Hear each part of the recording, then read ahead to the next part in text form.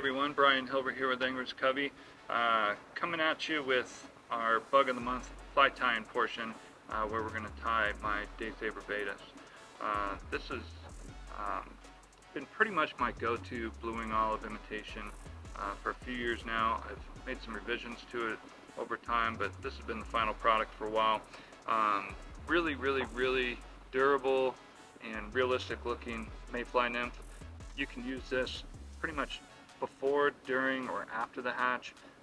Has a dark wing case, really slender profile, and all synthetic materials that are going to hold up for you fish after fish.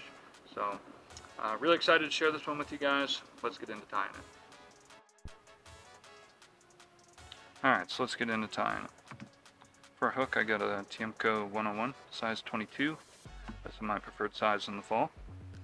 And for thread, I'm going to use some 8/0 uni in olive dun. I'm going to start my thread here with a jam knot about at the 60% mark on the hook. And for tail, I'm going to use this Veevus body quill. This is kind of a tan color. I like this material for mayfly tail, especially on the smaller patterns. It's a really sparse material and also has some translucency to it. And if you look at a real mayfly tail, they are pretty sparse and translucent. You can hardly actually see them on the real bug. So I want to make sure that my fly imitates that. Alright, so once we've tied in the tail, I'm going to turn the thread to the tying point, and I'm going to turn my thread counterclockwise to uncord the thread and make it flat. You can kind of see here that the thread is laying flat. We want to build a nice smooth thread abdomen with this, so if I'm looking down on the bobbin, I'm rotating that counterclockwise. We're basically going to build a tapered thread abdomen by going about 3/4 of the way down, and half, a quarter, be right about there.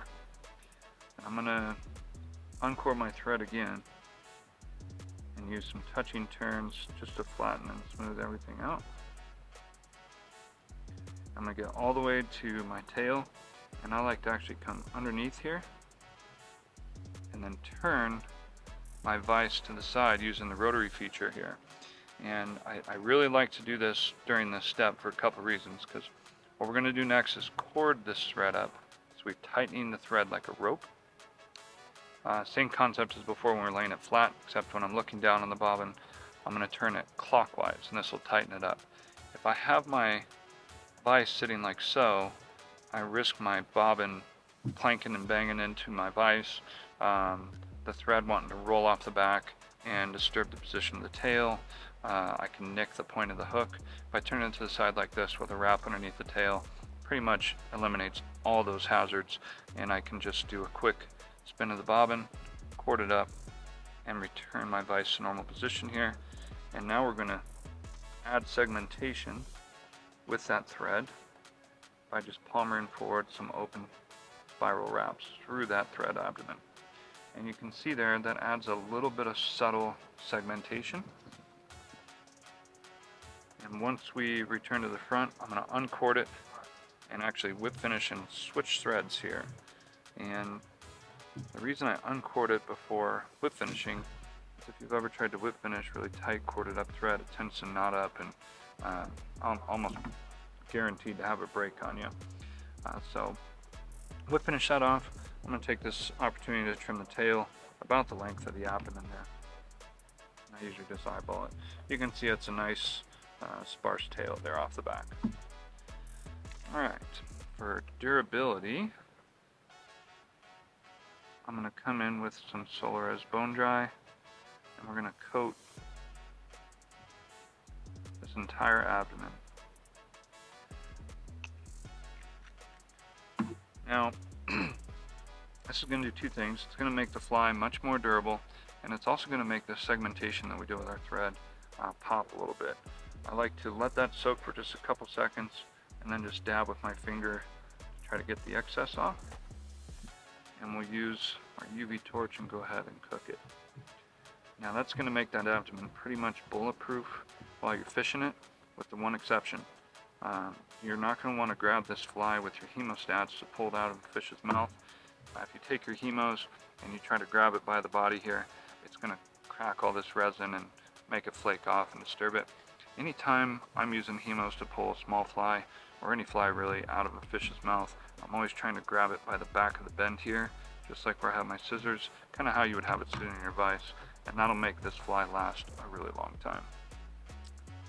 Alright, the next thread we're going to use is just some uni 8/0 in gray. I'm going to start it right behind the hook eye, work back to about that 60% mark, pretty much right where I left off with the abdomen. We're going to trim that guy off and tie in our wing case and legs. We're going to use some Flouro fiber in black, and you want to make sure that in these smaller sizes when you're tying this, you don't overdo it with the wing case and legs. I got maybe, we're going to call it 10 to 12 or so. That's about where I like a 22. If I go smaller than this, I'll be as few as like 8 or 10. On 20s and 18s, you know, maybe I'm using 15 to 20 of them, but on a 22, 10 to 12 seems to be about right. So I'm going to cut these off so these are a little curly on me. I'm just going to cut these off so there's a straight edge. I'm going to capture those right behind the hook eye, wrap them forward, point them up to keep them on top, and come back to about midway point. I'm going to make a thread thorax here with my 8/0 gray, and I'm kind of looking for a football shape here, maybe being a little bit heavy here on the back side of the thorax. Real mayflies, the bulkiest part of their thorax is towards the rear of the wing case, and it actually tapers pretty abruptly forward, about like so is what I'm looking for. Once I reach that point, I'm going to uncord my thread again just to make it jump rearward when I complete the next couple of steps here. I'm going to pull that forward.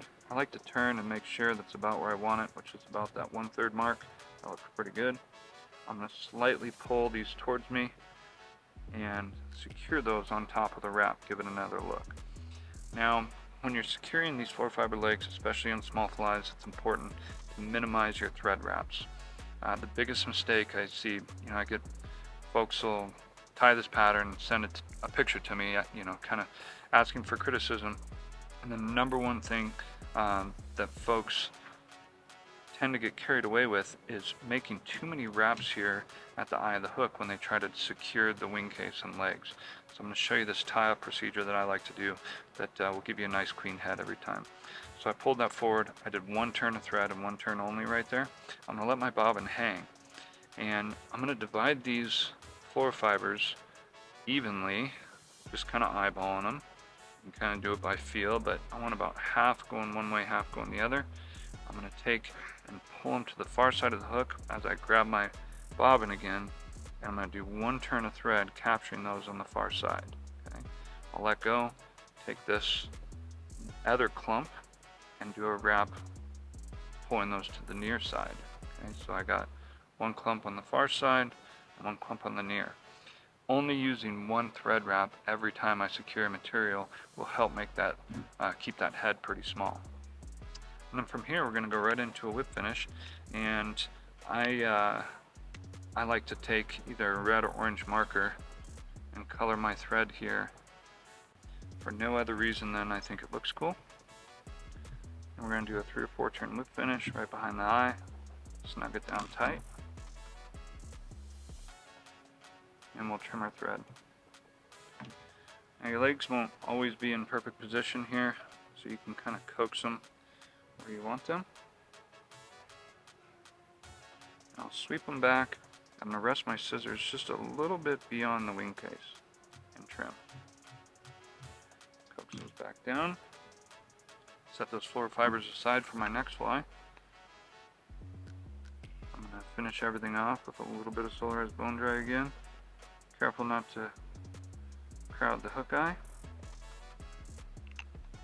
Doesn't take much. I'll use my lamp and rotary feature just to hold the lamp in place and rotate. This ensures even coverage. I like to give it a good 8 to 10 seconds here.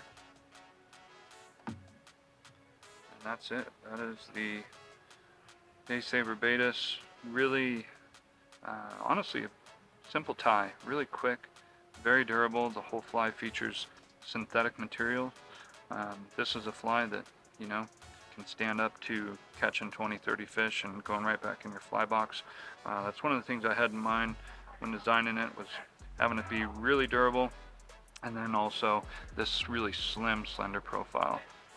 That's an exact imitation to the blue wing olives that we find here in Colorado, especially in the fall time in the small 22 size. So there you have it, real simple.